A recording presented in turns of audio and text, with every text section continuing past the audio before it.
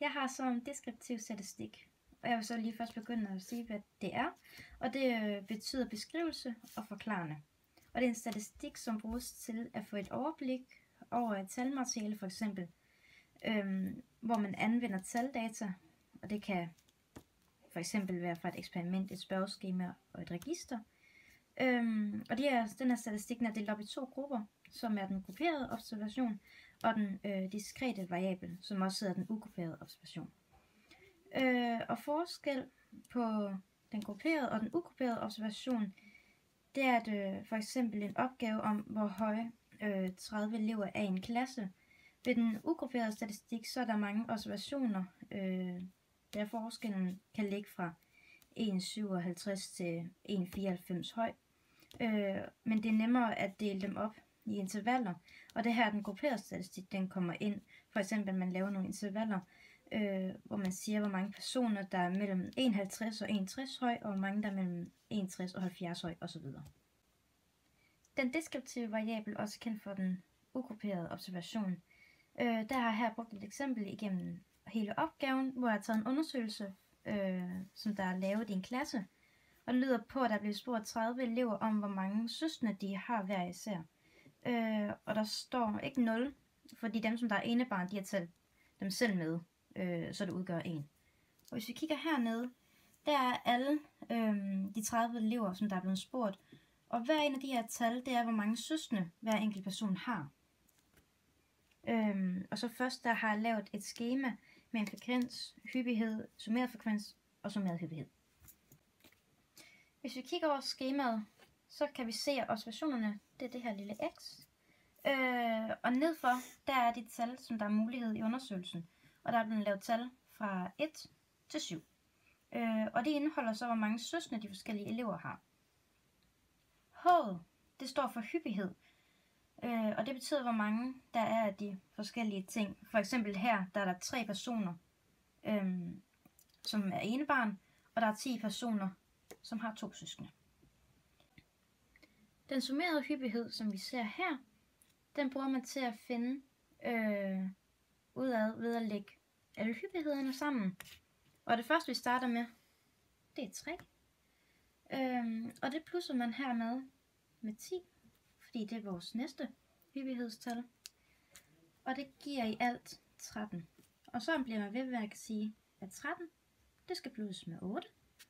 Og det giver 21.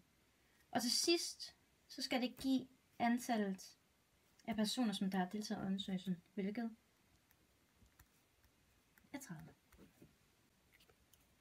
F'et i tabellen, den står for frekvens, og det er et udtryk for, hvor mange hyppighed den udgør af det samlede antal. Og for at regne den her frekvens ud, så tager man alle hyppighedstallene her, og dividerer med, hvor mange antal personer, der har været med i statistikken i alt. Så for eksempel kan vi sige, at den første frekvens, det er vores 3. Det dividerer vi med 30, fordi der er 30 elever, der har været med. Og det giver 0,10. Og det skal man så gange med 100, for at få det i procent. Den summerede hyppighed, som vi ser her, den bruger man til at finde ud af ved at lægge alle hyppighederne sammen. Og det første, vi starter med, det er 3. Og det plusser man hermed med 10, fordi det er vores næste hyppighedstal. Og det giver i alt 13. Og så bliver man ved med at sige, at 13, det skal plusses med 8. Og det giver 21. Og til sidst, så skal det give antallet af personer, som der har deltaget i undersøgelsen, hvilket er 30. For så at finde den summerede frekvens, så gør vi det samme, som da vi skulle finde den summerede hyppighed. Det er bare med, at man lægger frekvenserne sammen. Så man starter med vores 10%, som vi ser herhenne. Og det plusser vi så med den næste frekvens, som er 33%. Og det kommer til at give 43%. Og det fortsætter man så til, indtil at den til sidst giver 100%. Hvilken så man kan se hernede, at den gør. Den anden statistik, det var vores grupperede variabler. Og den kan bruges til, hvis man har mange observationer, for eksempel har jeg taget en opgave, hvor man skal finde ud af, hvor mange point fra 1 til 20 en klasse har fået. Og der kan være meget blandet forskel på, hvilke resultater der er kommet ud. Så jeg har taget et eksempel, hvor der er en klasse, der har haft en prøve, og højst antal point det er 25, og klassen den er på 30 elever. Her har jeg igen lavet et skema over alle de tal, vi får oplyst i opgaven.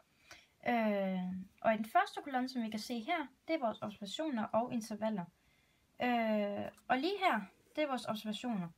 Og det er delt op i pointene, som vi kan se her, og det kaldes for intervaller.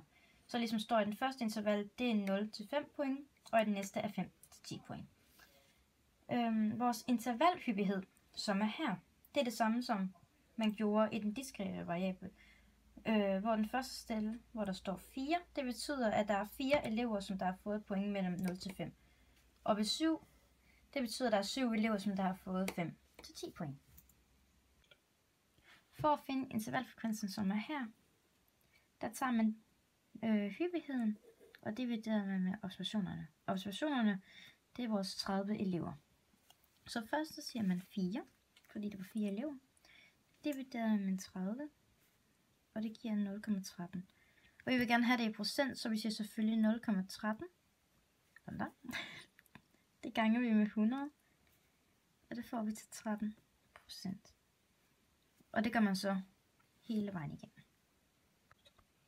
For at finde den summerede intervalfrekvens, som er den her, der lægger man alle frekvenserne sammen. Så den første frekvens, det var vores 13%, der skriver jeg bare som 0,13.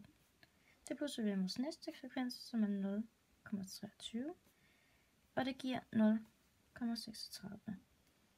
Og sådan gør man så hele vejen igennem, indtil det sidst giver 100%. For så at finde interval midtpunkt, som vi ser her, der tager vi hvert interval, som er dem her herhenne, og det tager vi halvdelen af. Så den første interval, det var jo 0 til 5 point. Og halvdelen af det er 2,5. Så vi kan sige, at den næste, det var 5 til 10 point, og halvdelen det er 7,5.